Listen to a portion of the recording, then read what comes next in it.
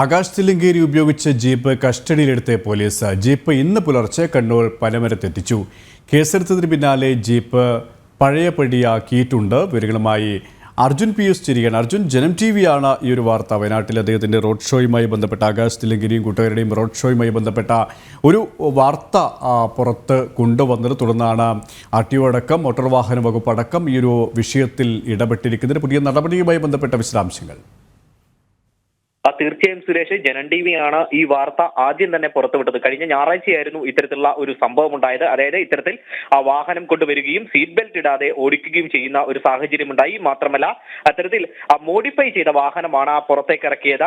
അതായത് ഇതിന്റെ ടയർ അടക്കം മറ്റൊരു രീതിയിലേക്ക് മാറ്റി ആ ഒരു രീതിയിൽ മോഡിഫൈ ചെയ്തിട്ടാണ് പുറത്തിറക്കിയിട്ടുണ്ടായിരുന്നത്. അത്തരത്തിൽ വലിയ രീതിയിൽ ജനങ്ങളെയൊക്കെ പരിഭ്രാന്തപ്പെടുത്തിക്കൊണ്ടുള്ള ഒരു യാത്രയായിരുന്നു ആകാശ് തില്ലങ്കേരിയും അതുപോലെ തന്നെ കൂട്ടാളികളും നടത്തിയിരുന്നത്. ഇതിനെതിരെ വ്യാപക പ്രതിഷേധം നേരത്തെ തന്നെ ഉയർന്നതാണ്. പിന്നീടാണ് ജനം TV ആണ് ഇത്തരത്തിലൊരു വാർത്ത പുറത്തു കൊണ്ടുവന്നതും അതിനെതിരെ വ്യാപകമായ പ്രതിഷേധം ഉയർന്നതും. തുടർന്നാണ് ഇത്തരത്തിലുള്ള ഒരു നടപടിയിലേക്ക് പോലീസ് ഇടപെട്ടത്.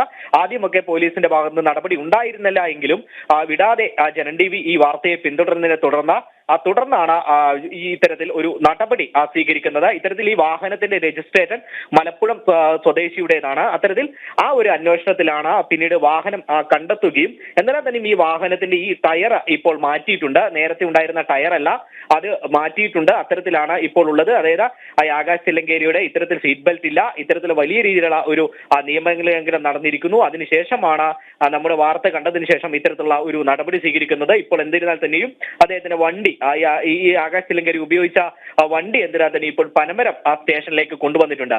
ബാക്കി നടപടികൾ ഇനി വരും മണിക്കൂറുകളിൽ ഉണ്ടാകുമെന്നാണ് നമുക്ക് മനസ്സിലാക്കാൻ കഴിയുന്നത്. സുരേഷ്, അർജുൻ P.S. ആണ് വിവരങ്ങൾ നൽകിയത്.